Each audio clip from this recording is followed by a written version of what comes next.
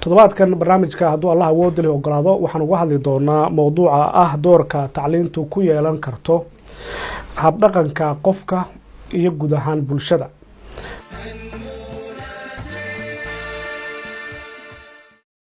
waxaa toddobaadkan aan ku faraxsanahay inuu barnaamijka Ha Noolaato marti inoogu yahay saaxiibkay Maxamed Xaaji Ingiriis oo ka mid ah mutacalimiinta Soomaalida isla markaana ah PhD candidate dhigta jaamacadda Oxford ee wadankan Britain. maxaad ku fasiri kartaa baahida tacliineed ee qofku qabi karo maalintuu dhasho ilaa uu ka weynaado? bismillaahi raxmaani raxiim. waxbarashadu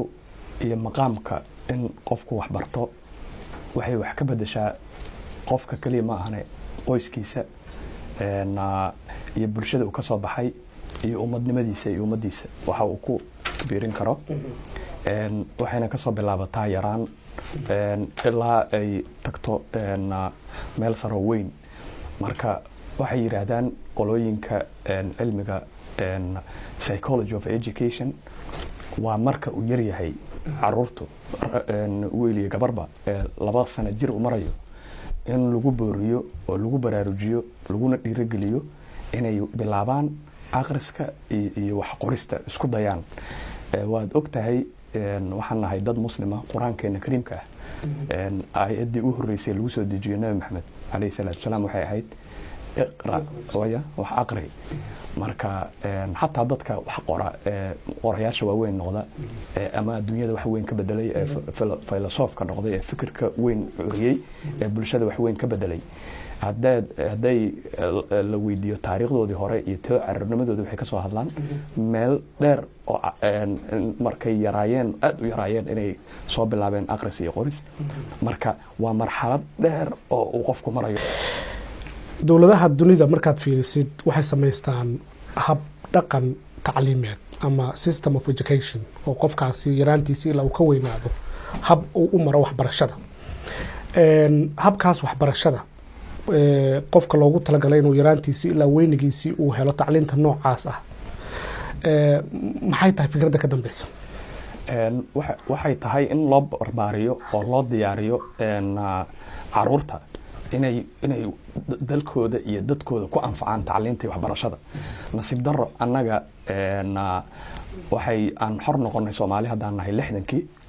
maanan helin waqti ku filan oo dowladdeenu ay ku qaban qaabiso curriculum waxbarasho oo la falgala baahida wadanka taala. curriculumkii uu naga tagay gumaysiga Talyaaniga dhinaca koonfurta iyo kii waqooyiga British ka tagay ayaa sii socday oo muddo sii socday. markii militarigu meesha qabsadana wuxuu abuuray oo uu hindisay curriculum oo anfacaya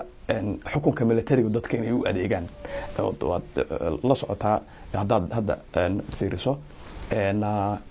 sida wax loo habeeyay waxay ahayd in dadku lagu baraarujiyo oo ay shuucinimo iyo ideology militarigu ka duulayay in dadka loo barbaariyay ma ahayn wax loogu talagalay ama yani looga fakiray long term inay dhacdo. haddana wadankii waa wareer badan ka jira.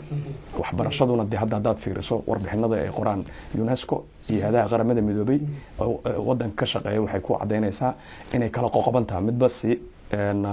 gobolada iyo deegaanada ay waxbarashada curriculum sax ah oo dadka hoos inta ka soo bilaabo ilaa kor u wadaya waxbarashadoodii isay wadanka u contribute gareyn lahaayeen meesha ma taalo. marka waxay waxbarashadu hadda wadanka haddaad fiiriso u qaabaysan tahay mid individual oo shakhsi ah oo qofku asaga uun meel uu iska bixinayo laakiin aan bulshadii ka turjumayn. tusaale ahaan marka hadda laga hadlo wadankeena tacliinta wadankii ka jirtay muddo dheer qofku ha barto cilmigan diiniga ah oo dalka xoog ku lahaa oo aan taariikhdiisa laga sheekeyn karin iyo kan maadiga ah oo nagu cusbaa maxay saameyn ah oo ay shakhsiyan qofka wax bartay ku yeesheen oo aad leedahay waa la taaban karay marka la fiiriyo dadkii wax bartay ee wadanka soo maray? waxaan u kala saari lahaa 2 xilli. xilligii hore culimadeenu ay waxbarashada hormuudka ka ahaayeen waxbarashada islaamiga ah tan diiniga ah iyo af carbeedka oo waqti hore ahayd ama gumaysiga ka horeysay ama gumaysiga la socotay ku dhex jirtay taas waxay ka bedelaysa wax weyn qofka oo kaliya ma ahane waxay wax ka bedeli jirtay bulshada Soomaaliyeed oo dhan waayo culimadeenu waxay sameeyeen dhowr waxyaabood oo transformation ka dhaliyay wadanka waxaan ka hadlayaa qarnigii 19aad culimadeeni waaweyneedii hore ama qaadiriyaha noqoto ama ahmadiyada ha noqoto ama saalixiyada ha noqoto waxay wadanka ka abuureen waxaan la yiraahdo urbanization magaaleyn in Soomaali magaalowdo oo ay magaalooyin asaasmaan taariikhda ummadda Soomaaliyeed waxa bilaabay culimadii dariiqooyinka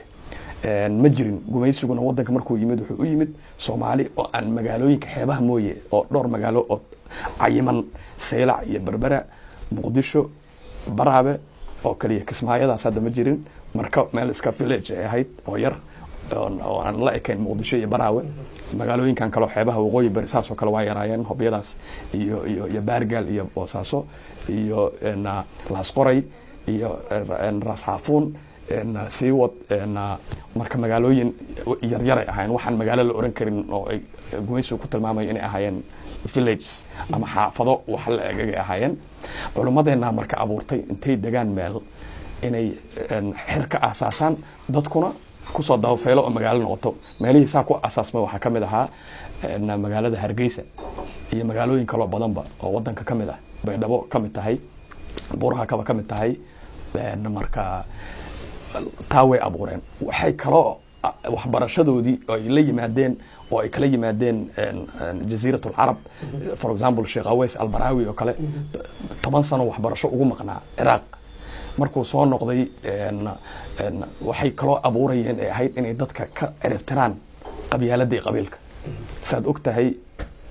qaab dhismeedka bulsho oo ummadda Soomaaliyeed ku dhisan tahay waa qabiil inay qabiil u abaabulan tahay waxay abuurayeen gumaysigan ka dhaxgalay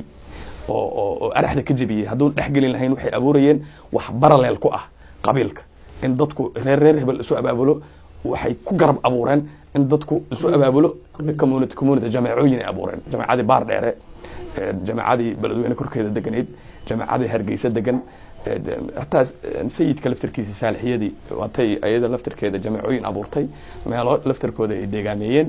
dariiqada Axmediyada de marko waatay uu ka dirayay Sheikh Cali Maye culimo u diray meel walba marka sheekhaas iyo jamacad lagu abtirsado marka dambe lagu abtirsado qabyaalada garab taagan hatta hadaad fiiriso daraasaysid qasiidooyinkoodii ku cadda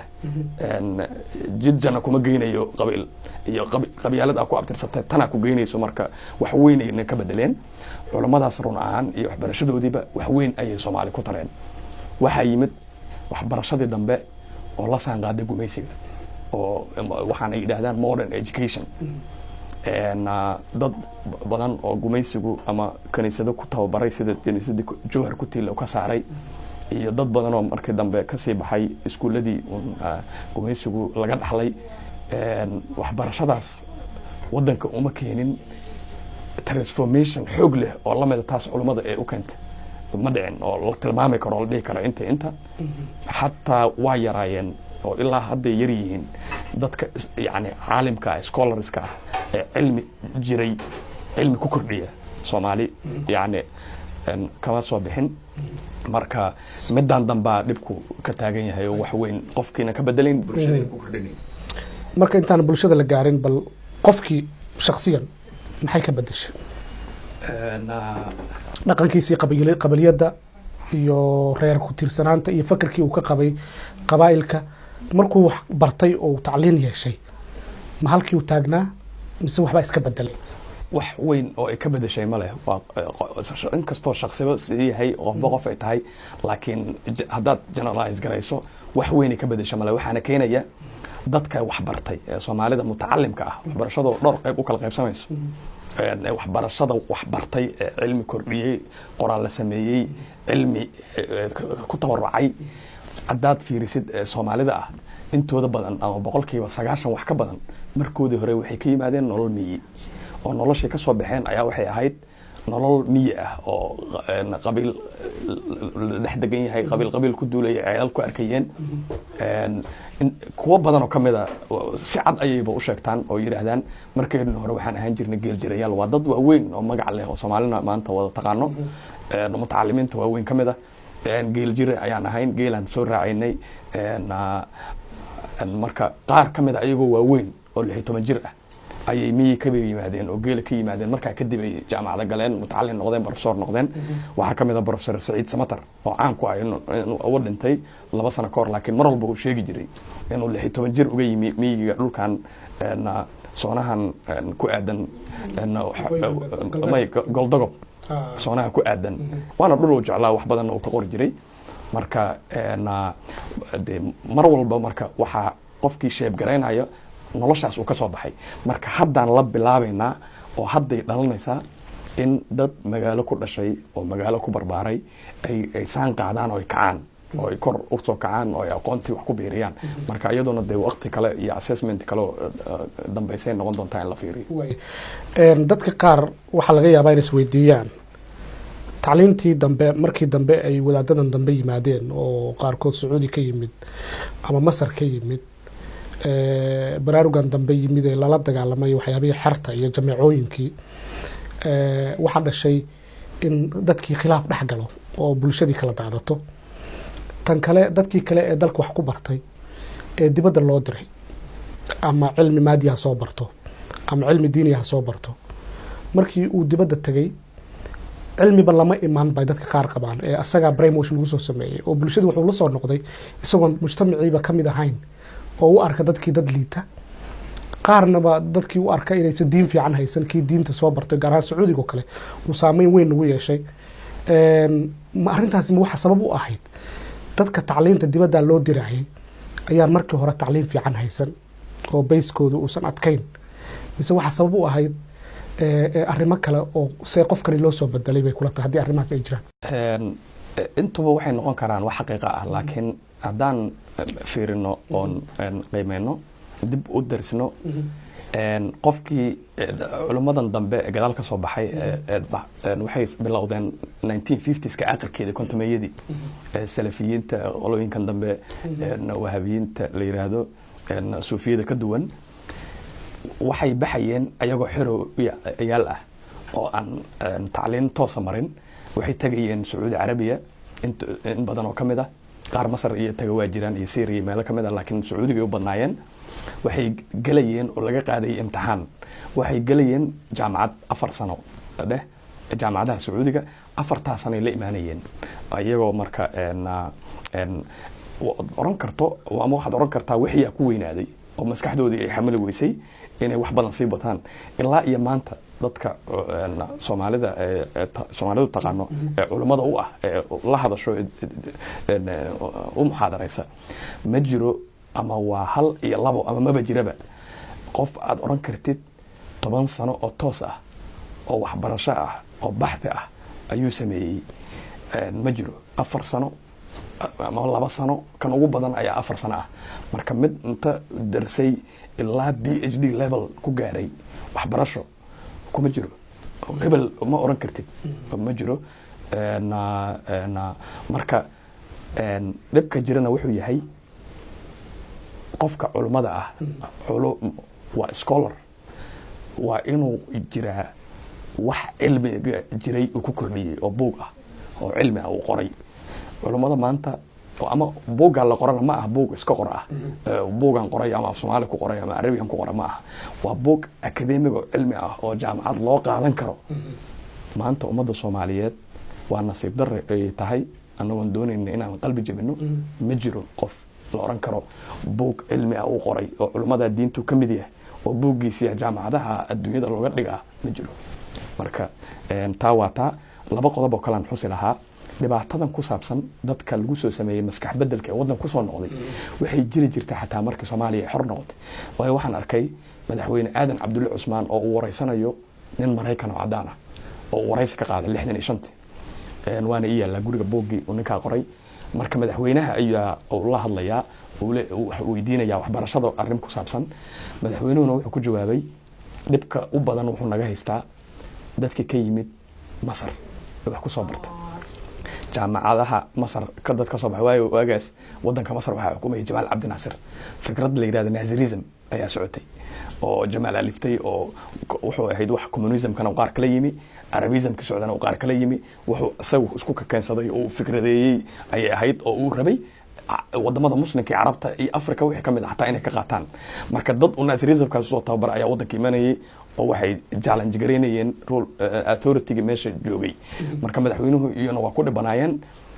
si ay u maarayaan mala de wadanka Masar wuxuu ahaa wadanka kaliya wadamo far ku tiris ah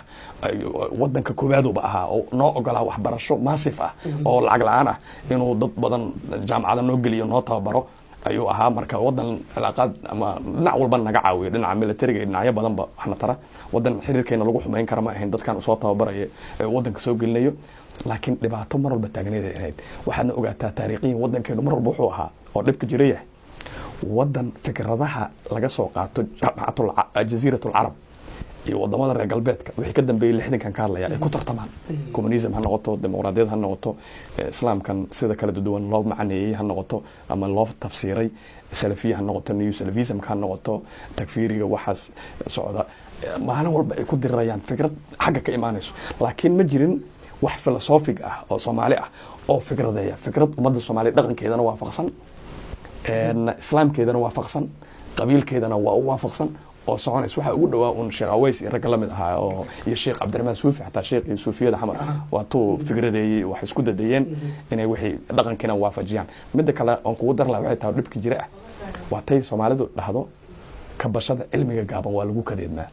cilmigu markuu yar yahay oo uusan qodnayn dhibkiisa ka badan Faransiisku xataa maamaha ay leeyihiin doqon wax bartay waa doqon ka xun doqonka wax baran waxa jiray oo hadda mar walba laga sheekay wadankan dariska nala Kenya novel ajir la qoray oo novel la alifay laakiin lagu macnaynayo dadka Kenya ka tagi jiray kontameeyadii wax barashada u aadi jiray Ingiriiska badana imaan jireen ee laaban jiray say dadkooda ula falgalayaan markay noqdaan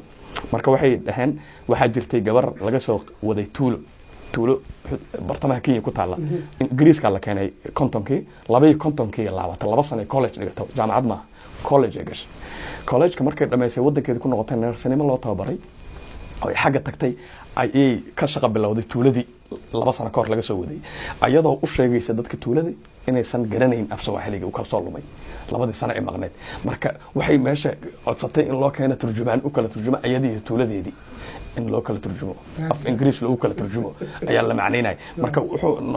novelkaas macneynay dadka ka soo noqdo Ingiriiska si dadkooda ula dhaqmaan dad ka sareeya ka xadaarad badan ka ilbaxnimo weyn waxa aysan ogeyn inay og yihiin saasay taana wax 2 sano ka badan wax barasho oo ay la yimaadeen soo qaadan aysan jirin marka hatta dad aqsana Obama nambarkiisa bogiisa ku qoran yahay abihi markuu ku laabto wadanka sida uu dhaqmay abihi yaani qamri ayuu cabay jiray sababtu cabayna tahay inuu ka sareeyo dadka oo uu la qasan karin Kenyaanka taas lafteedan aan rabaa inaan u galno markii laga yimaado xagga cilmiga diiniga ahaa isbeddelan ugu dhacay waxa la yiraahdaa jaamacadda Azhar dadka ka imanayay xataa dad badan oo kamid ah waxay ahaayeen dad Shaafiiciya oo aan khilaaf badan dadka xagga diinta Soomaalida u qabin laakiin fikirkan wahabismka ee Sacuudigu watay caqiida ahaan ninkan sheekhan Ibn Taymiyyah la yiraahdo iyo culimo badan ay jirta oo afkaartooda ay aad xag jir u tahay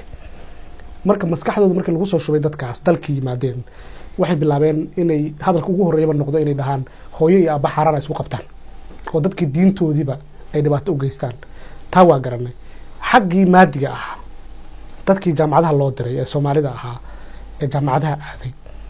iyo dadkii kale xitaa saraakiisha aaday dibadda lagu soo tababaray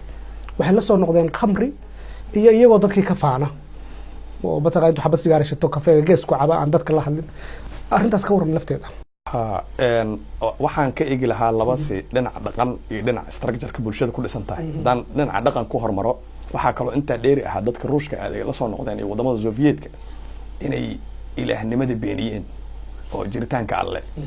waxaan atheism ay dhahaan inay qaateen oo ay ilaahay u arkeen waxaan jirin yaani inta meesha intay joogeen qofka Soomaaligu wuxuu mar walba u nugul yahay waxaan khilaafiga la yiraahdo yaani kala qaybsanaanta bulshada ay ku kala qaybsan tahay waxaana keenay dhaqanka Soomaaliyeed iyo qaabka bulshadeena u samaysan tahay ayaa ah kala joog midba meel ku kala go'an yahay marka waxaan u nugul lahay meel walba oo tagna adduunyada in mar walba haddaan aragno waddanka aan tagno in firqooyin loo kala qaybsanya ama firqooyin siyaasadeed dheh ama firqooyin fikri ah dheh ama firqooyin diini ah dheh inaan kala raacno wixii oo aanan darsinon dhin war waxani maxay yihiin war waxaan ma faa'iiday noo tahay inaan ka leexano marka waxaad ku cad oo aad garanaysaa in markii hadda dhaweyto bilooyin ka hor inay soo baxeen firqo cusub oo la yidhahdo saadicuuna alxaq oo lubnaan iyo masar dad jooga iyo ku xiran marka waa dhibaato weyn oo Soomaali waxa u nugleynayaan isleeyahay labo waxyaabood san dhinacaas structure-kooda qaabku u dhisan yahay iyo dhinaca dhaqankooda oo khilaafaadkan badan oo jiro inay marka la soo noqdaan iyo dhibkan cilmiguna de maadaama bulshada reemiyi ahaayeen dadka miyi ku noolna badana aysan ahayn dad dhaga xiran Soomaalidu cilmiga adduunka ka dhaga xiran laakiin yihiin sidoo kale hadaad fiiriso dad aad ula socda caalamka wax ka socda oo dagaalada caalamka jira Faransiiska iyo Jarmal hadii wax dhaxmarayaan la socda dhinacaas ay yihiin dad aad information uga haya inkastoo information ka ay hayaan aysan analyze gareynayeen oo safaaqideen falanqeyneen si sax ah marka nolosha miyi uu ka yimi oo aan waxba la kala garanayn dadku wax badan ogeyn markuu Ruush tagay ama Jarmal tagay wax yar oo soo kororsaday waxay ku abuuraysaa qalqal maskaxdiisa qalqalsan waxay dhahaan ba time of transition ku jira ama time of crisis qofka yaaba qalqalsan inuu raaci lahaa ayaa ka qaldan marka waxa ugu dhow wadamada qaar waxay ku guuleysteen oo dhibaatooyinka la kulmay inay aasaasteen institutionno wadanka laga furay oo qofka markuu soo noqdo uusan hore ka howlgelin ama ka shaqo gelin ama in la mariyo time of transition rehabilitation oo maraha laakiin anaga ma lihin baahidii waxbarashadii iyo loo qabay iyo dadkii ayaa duwan marka waxaad arkaysaa de bulshadii iyo dadkii wax qaban lahaa meelaha inay kala go'an yihiin waxyaabaha ay hadda Soomaaliya mustaqbalka imaan doona inkastoo hadda raadadkeeda muuqdaan waxa kamid ah arintan ah ururadan diimeed dibadda ku xiran oo haddana Soomaali ah oo dadkii dad Soomaaliyeed ah laakiin ka amar qaata oo ku xiran dad khariji ah ama dibadda joogo aan Soomaali ahayn waxaan xusuustaa madaxweyne Xasan Sheekh Maxamuud oo mar isagoo madaxweynaha tagay dalkan Masar tagay oo ka qayb galay caleemasaarkii madaxweynihii inqilaabka wadankaasi ka dhacay maaragtay dambe Sisi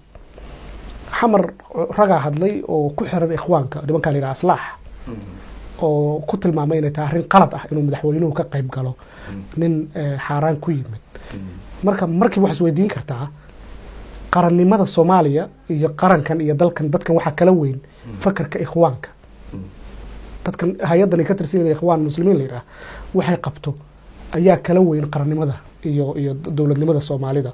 sababtoo u cambaarayna waxay tahay Sisi maadaama uu Mursi xukunka laga qaaday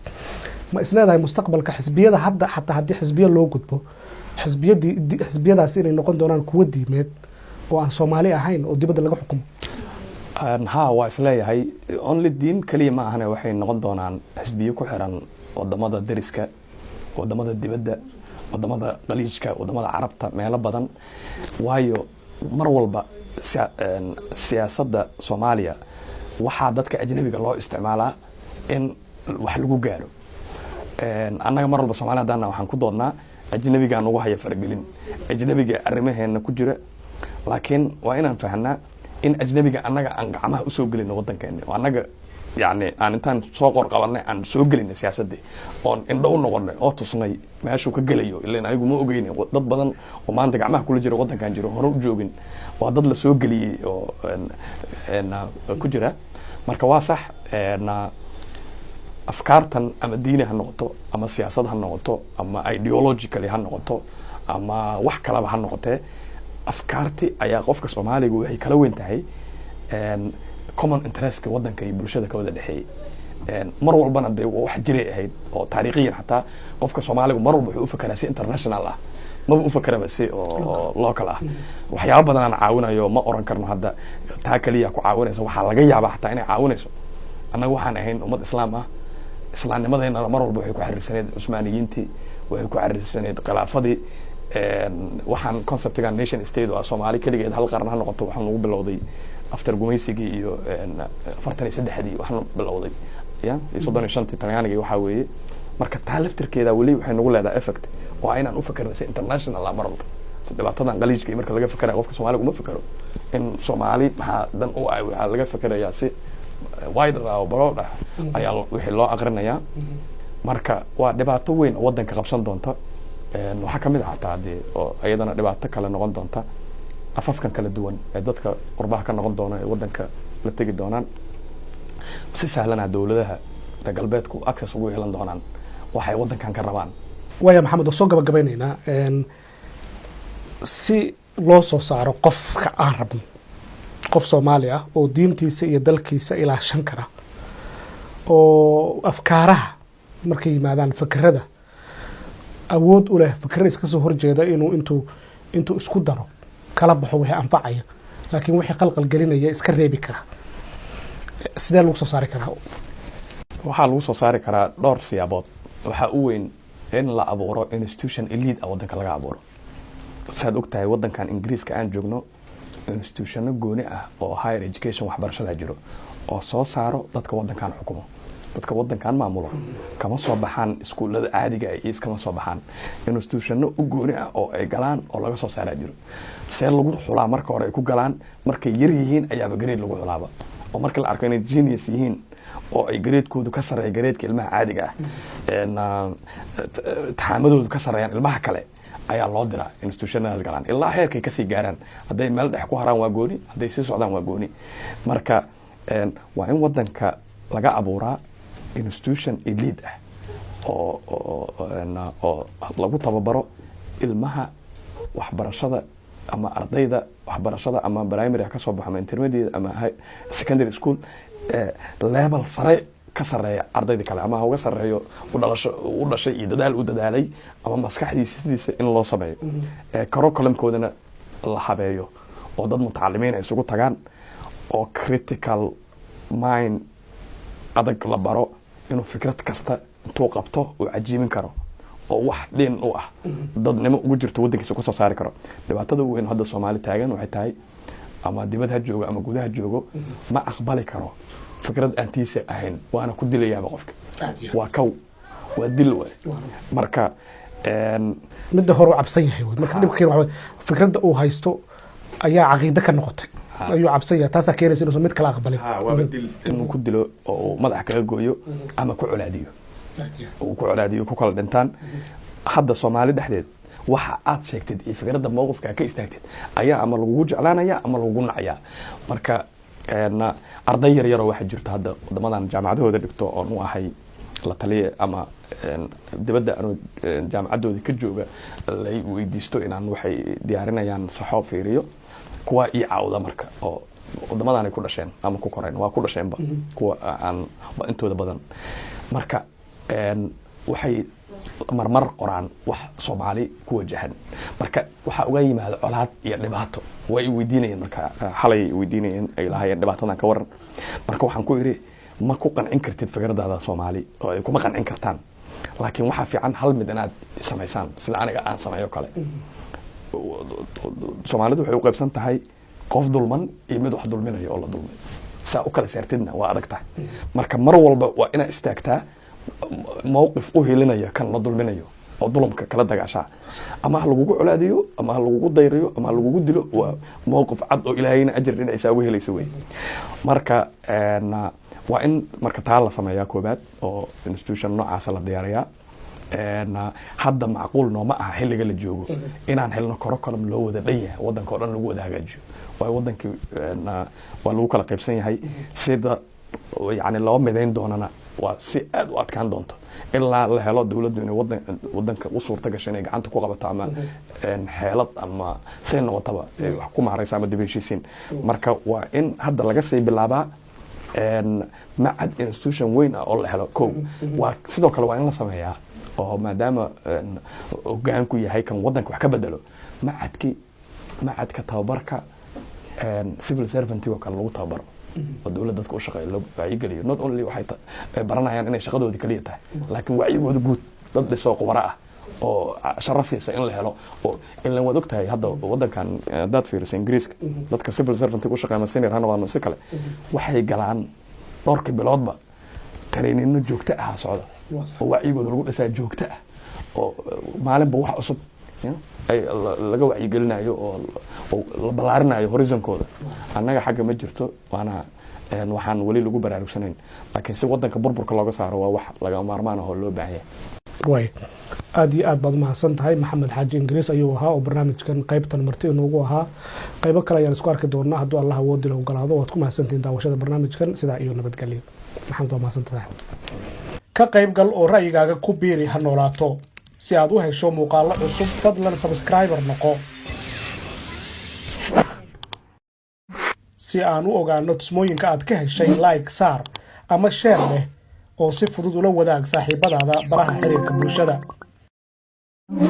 wixii talo ama tusaale ah fadlan ha naga bakhaylin ee hoos noogu dhaaf mahadsanid